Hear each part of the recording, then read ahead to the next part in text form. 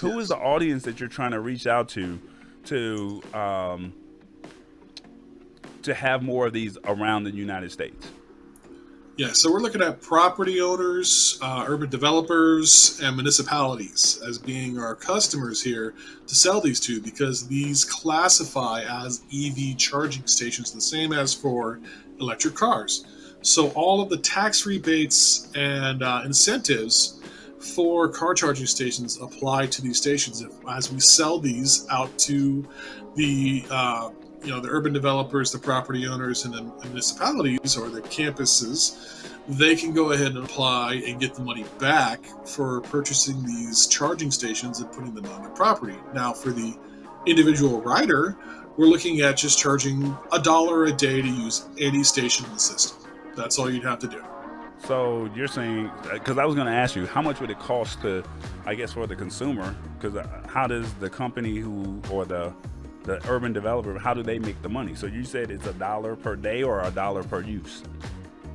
It's $1 per day to use any of the stations in the system for the person who's just riding around and looking for a place to charge. For the property, for the campus, that type of situation, you're looking at okay, you have the tax incentives that offset the cost of purchase and installation, but also you increased amount of people coming to that location. You're looking at a almost a 70% increase in revenue given by some studies out now. Urbanize just put one out that shows bike parking. If you trade out a car parking space for bike parking, you can get up to 70% bonus in revenue for the year for that location. So you have a higher turnover at that location and may not be buying as much per trip, but the frequency of customers increases dramatically. Okay. Um, Now, like I said, we have more women watching the show tonight than we have guys. So for a woman that says that this is what they want to do as far as riding a bike, how does this make sense for them? Well, actually, one of the major e-bike purchasers are women. Where they want to keep up with their husband who has the road bike, or they just want to ride around on that nice cruiser bike, which is nice and comfortable. Well, they're able to do that now with the e-bikes that are being sold, and they're being sold rather effectively for like $1,000 to $3,000. Well, now they're sitting there; they can ride their cruiser e-bike to the store or to the park, and actually have a place to put it because I mean they'd still $3,000 bike. So you want to lock it up and make sure it's safe. Well, in our station, it'll be safe for when they come back from whatever activity they're doing to be able to go ride home. As an electric bicycle, it will be charged so they can get home nice and easy. Um, yeah, but the fat tire bikes with all the cushion, some of the number one purchasers of those are women because it's a nice, easy ride with all the extra cushion between the fat tire and the spring-loaded seats and everything. It's kind of like just almost cruising around on an electric moped, but you still have the extra benefit that you exercise and get that fat burning if you wanted to get the heart pumping and all that kind of stuff and get the exercise in. Okay. I think I got a question here. Let's see if I can get that up on the screen.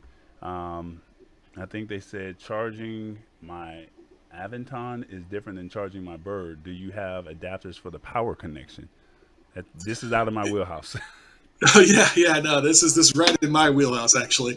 The power connection, the standard part of the power connection is where your charger plugs into a wall. So for our charging station, your a basically a wall outlet powers on for you to plug in your charger, the same as it would be at home. And then there's an actual cubby slash Amazon locker scenario where you would put your charger into it, and that way it'll be safe from theft until you come back. Okay. So It's really the only so basically standard. it's compatible. Oh, it's compatible with every e-bike charger across the entire market because while there are 18 different plugs between the wall and the e-bike, the wall is still standard. Okay. Now let me ask you, what would you need? Like we have this platform, the lab. I try to simplify the tech. You showed how the bike locking system works. You have people that are like, this is cool. But what would you need, I guess, for you to get this out to more people? Like, I I need get, people to talk to their organizations. Go talk to like their apartment complexes, whatever, or their office building, their workplace, whatever organization where they want these stations to be. Go talk to those people, those property owners, and say, hey, go check out Park Cycles. Email them. It's at the bottom of the web page. They can just do quick emails burst out that, or email at thad@parkentcycles.com and ask for a quote. Ask for what it would take to put one of these stations on your property. They're far less expensive than a car charging station, and we just basically we roll out, we put them down, we bolt them down, they hook them up to power and turn them on, and that's all. There's no trenching, no redesign of the area or anything. So go talk to your organization, that's your homeowners association. Whatever, if you have a place you like to ride to, a coffee shop, trying to get that Starbucks contract.